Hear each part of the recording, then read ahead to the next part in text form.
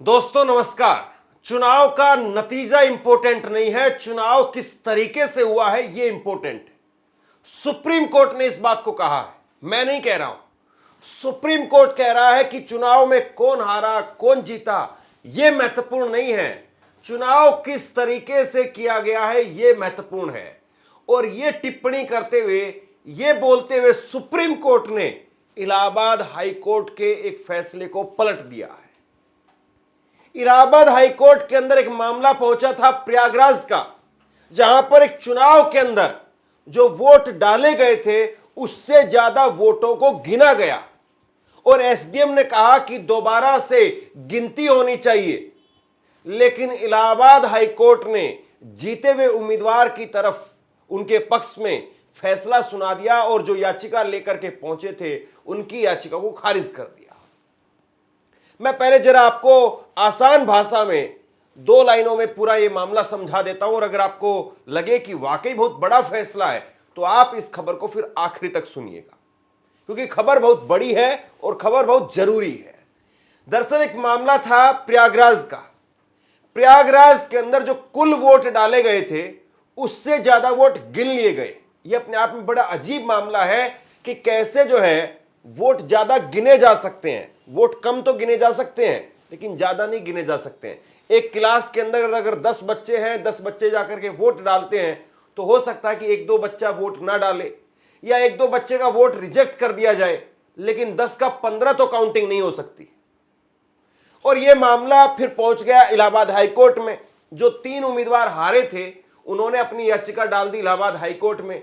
SDM ने माना था कि गिनती दोबारा से की जानी चाहिए, लेकिन इलाहाबाद हाई कोर्ट ने कहा कि हार जीत का जो अंतर है और वोट जो गिने गए हैं उसमें 19 कुल मिलाकर के 19 वोट जो ज्यादा गिने गए थे। यानी जो डाले गए वोट थे और गिने गए वोटों में 19 वोट ज्यादा गिन लिए गए थे।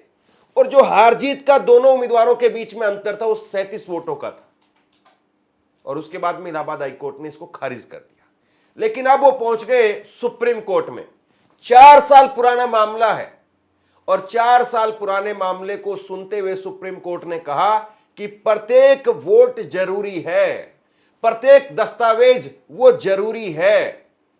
और यह कहते हुए उन्होंने इलाहाबाद हाई कोर्ट के फैसले को पलट दिया। तो यह आसान भाषा में मैंने आपको समझाया। अगर आपको लग रहा है कि वाकई खबर दिलचस्प है तो इस खबर को आप आखिरी तक देखिए। अब आपको खबर में बाकायदा जो प्रिंट मीडिया की खबर है, बाकी गोदी मीडिया तो इस पर चर्चा ही नहीं कर रहा है, इस खबर पर बात ही नहीं हो रही है, क्योंकि उनको ऐसी खबरों पर बात करेंगे तो फिर बहुत ज्यादा जो है मोदी के गड़े मुर्दे उखड़ने लगेंगे, बहुत ज्यादा सवाल जो चुनाव आयोग पर खड़े होने लगेंगे, तो इसलिए वो इन पर बात नहीं करते हैं। ये खबर आप अपनी स्क्रीन पर देखिए। अभी अभी कुछ देर पहले एक खबर निकल करके सामने आई है कि हर वोट का महत्व है, चाहे अंतिम नतीजा प्रभावित करे या ना करे। सुप्रीम कोर्ट ने रद्द किया इलाहाबाद हाई कोर्ट का फैसला।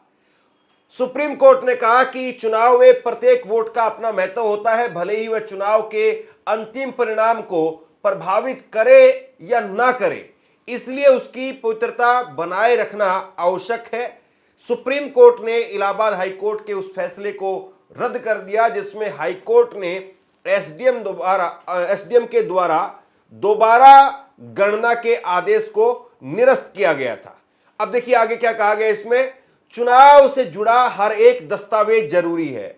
सुप्रीम कोर्ट ने कहा कि चुनाव से संबंधित प्रत्येक दस्तावेज महत्वपूर्ण होता है और इसे सुरक्षित रखने के लिए हर संभव प्रयास किया जाना चाहिए। सुप्रीम कोर्ट ने यह टिप्पणी उत्तर प्रदेश के एक गांव में 2021 में ग्राम प्रधान के चुनाव के संदर्भ में की है। इस चुनाव में डाले गए वोटों की अंतिम गिनती को लेकर के विवाद था। मतदान के अधिकारियों के रिकॉर्ड गायब थे। अब देखिए एक खेल को जरा समझिए आप। 2021 में किसकी सरकार थी? भाजपा का डबल इंजन वहां पर चल रहा था। प्रयागराज की घटना ये, और एक गांव का इलेक्शन, एक गांव के प्रधान का इलेक्शन। अगर एक गांव के प्रधान के इलेक्शन में भी धांधली हो रही है और वहां पर भी चुनाव आयोग और हाई कोर्ट वो अगर सुन नहीं रहा है, न्याय नहीं दे रहा है, उम्मीदवार को सुप्रीम कोर्ट भागना पड़ता है, तो फिर बताइए बड़े बड़े इलेक्शन में, बड़े बड़े चुनाव में क्या क्या होता होगा। फिर बताइए कि मुख्यमंत्री के चुनाव में क्या होता होगा, फिर बताइए कि प्रधानमंत्री के चुनाव में क्या होता होगा। सोचिए जरा इस बात। लोकसभा के और विधानसभा के चुनाव में क्या खेल होता होगा, इस बात का आप अंदाजा लगा लीजिए। अगर एक गांव का इलेक्शन भी ये लोग ठीक तरीके से नहीं करवा पा रहे हैं, और ये बात करते हैं वन नेशन वन इलेक्शन की, आप एक गांव के प्रधान का इलेक्शन वो सही तरीके से नहीं करवा पा रहे हैं, और आप एक देश एक चुनाव की बात करते हैं, है ना शर्मनाक। और यहां पर चुनाव आयोग के जो अधिकारी हैं उनके दस्तावेज ही गायब हैं। अब बताइए आप, दस्तावेज गायब हैं या दस्तावेज गायब कर दिए गए। जाहिर सी बात है, जब भी कोई मामला अगर कोर्ट में, सुप्रीम कोर्ट में, हाई कोर्ट में या कहीं पर भी किसी भी अदालत में जाता है, तो कोई भी संस्था उससे जुड़े हुए सारे दस्तावेज अपने पास में रखती है, और अगर गायब कर दिया जाता है तो प्रथम दृष्टया में यही समझा जाता है कि कहीं ना कहीं अधिकारियों के मन में खोट है। अधिकारी जो है वो नहीं चाहते हैं कि हमारा कुछ ऐसा काला कुकर्म वो लोगों के सामने आए, इसीलिए दस्तावेज गायब कर दिए जाते हैं। हर आदमी के मन में यही बात आएगी। वरना आप बताइए, कोई मामला अगर हाई प्रोफाइल मामला है, जिस मामले में बहुत बारीकी जो है वो जीत हार हुई है, सिर्फ 37 वोटों से हार जीत हुई है, तो फिर, और उस मामले में एसडीएम ने उस वक्त में दखल भी दिया था, 19 वोटों का अंतर यहां पर वोटों में जो निकल करके आया, जो डाले हुए वोट थे और गिने हुए वोट थे, तो सारे के सारे दस्तावेज उस चुनाव के कम से कम, बाकी के आप जो गांवों के हैं जिसमें ज्यादा बड़ा अंतर है, जाहिर सी बात है उसको निरस्त कर दिया जाता है। लेकिन जो कम अंतर वाले या बिल्कुल ऐसे मामले जो कोर्ट में जा रहे हैं, उनको तो संभाल करके सब रखते हैं। अगर कोई गायब कर रहा है तो उनकी मंशा पर सवाल उठते हैं कि क्यों गायब किए जा रहे हैं। आगे खबर आप देखिए। अंतिम निष्कर्ष संदेह के दायरे में है, सुप्रीम कोर्ट ने कहा।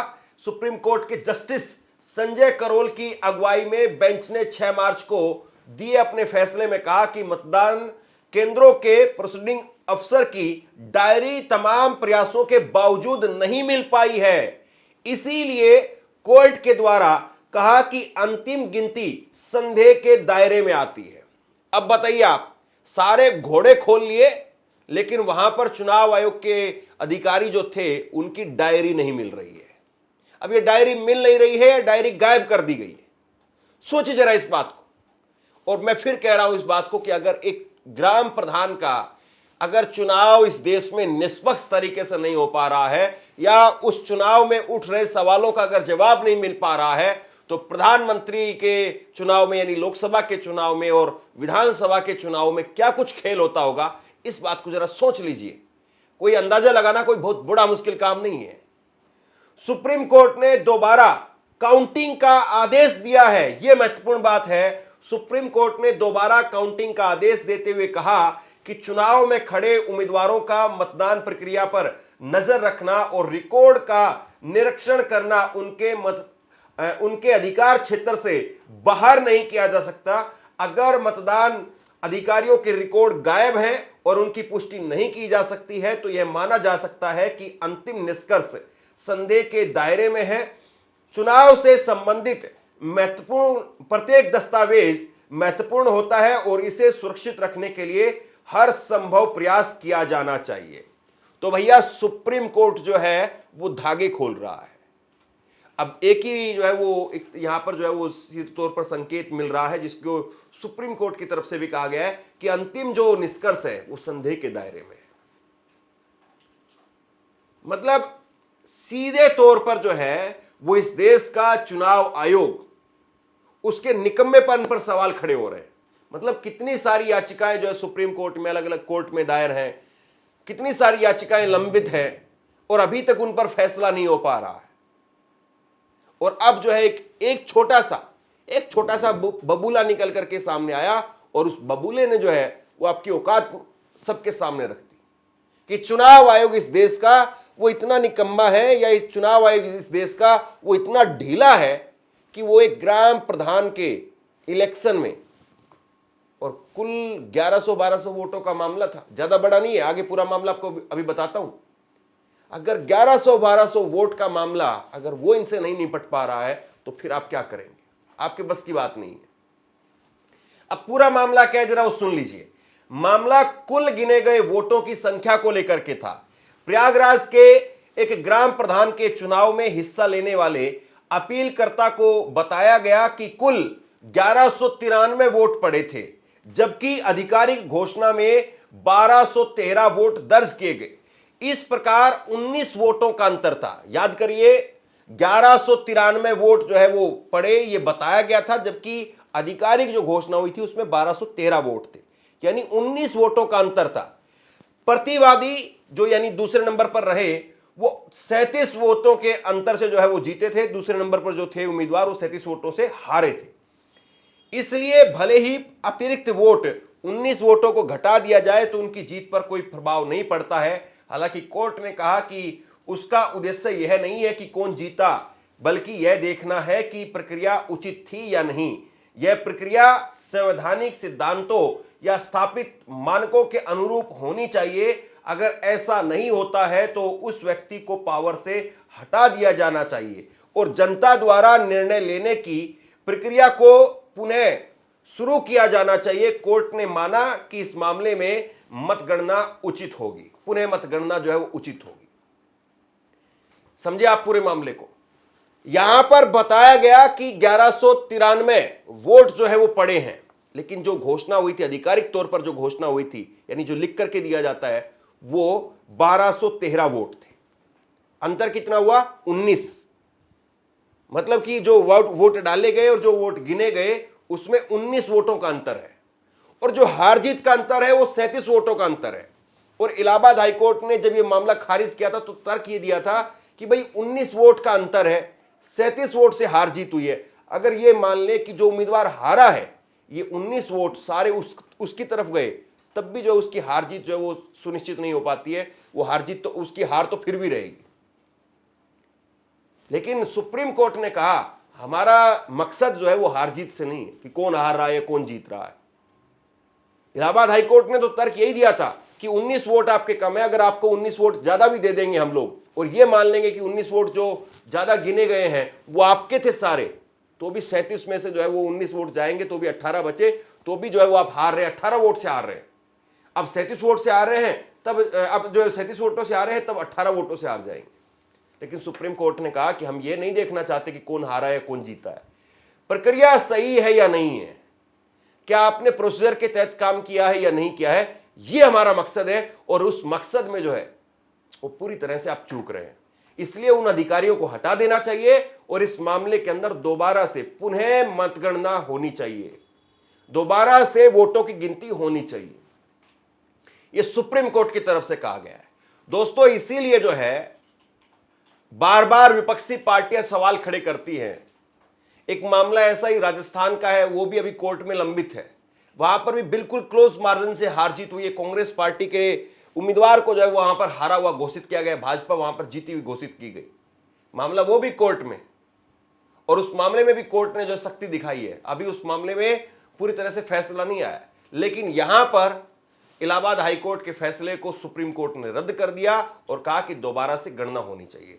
एक बात को आप समझिए, महाराष्ट्र के अंदर जो सवाल राहुल गांधी ने उठाया, विपक्ष के तमाम अन्य नेताओं ने उठाया कि 5 साल में जितने वोट नहीं बढ़े वो 5 महीने में कैसे बढ़ गए, ये बहुत महत्वपूर्ण चीज है। और कितने वोट बढ़े? जितनी हिमाचल प्रदेश की आबादी है उतने वोटर बढ़ गए, 37 लाख के करीब। मतलब इतनी बड़ी संख्या में वोट बढ़ रहे हैं जो पूरे राज्य के चुनाव को बदल सकते हैं। और फिर वही बात सुप्रीम कोर्ट की कि कौन जीतेगा कौन हारेगा हमारा ये मतलब नहीं है। बीजेपी जीत रही है, कांग्रेस जीत रही है, इस बात का हमारा कोई मतलब नहीं है। हमारा मतलब ये है कि आप सही तरीके से चुनाव करवा रहे हैं या नहीं, आपके बस की बात है या नहीं। और अगर नहीं है तो छोड़ दीजिए इस काम को, आप किसी और एजेंसी को दे दिया जाएगा ये काम। अगर चुनाव आयोग जो मौजूदा ढांचा है उसका, अगर वो चुनाव ढंग से नहीं करवा पा रहा, या जो सवाल उसके ऊपर उठ रहे हैं उन सवालों को अगर ठीक ढंग से उनका उत्तर नहीं दे पा रहा है, निष्कर्ष पर नहीं पहुंच पा रहा है, तो छोड़ दे वो इस काम को। सुप्रीम कोर्ट किसी और संस्था को जो है ये काम दे देगा, कोई और संस्था इसके पैरेलल में खड़ी की जाएगी। या आप बताइए कि आपके मनसा ही नहीं है काम करने की। इस देश में चुनाव आयोग पर सवाल है, चाहे वो महाराष्ट्र का मामला हो चाहे वो हरियाणा का मामला हो, 2 दर्जन के करीब जो याचिकाएं सुप्रीम कोर्ट में और अलग अलग कोर्ट में, हाई कोर्ट में जो है वो इस वक्त में लंबित है। और अभी एक मामला निकल करके सामने आया था जहां पर पश्चिम बंगाल के अंदर ईपिक नंबर यानी election photo identity card number वो सेम थे। तो कैसे आप कर रहे हैं? क्या आपके घर का सरकार है? क्या आपके घर का सिस्टम है? और जब आप सवाल पूछे थे, शायरी बता देते, एक शायरी, वो शायरी वाले साहब तो चले गए, लेकिन इलेक्शन कमीशन की जो दुर्दशा है वो अभी तक बरकरार है। तो बहरहाल बहुत बड़ी खबर है और आप सब जानते हैं कि मेन स्ट्रीम मीडिया में इस खबर की चर्चा नहीं होगी, ये खबर आपने कहीं सुनी भी नहीं होगी।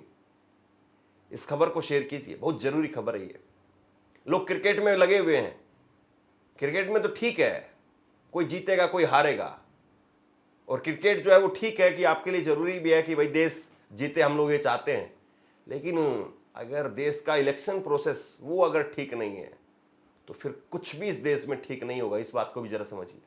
तो शेयर कीजिए इस खबर को, लोगों तक पहुंचाइए, और आप क्या सोचते हैं नीचे कमेंट बॉक्स में लिख करके मुझे जरूर बताइए। आपका बहुत बहुत धन्यवाद।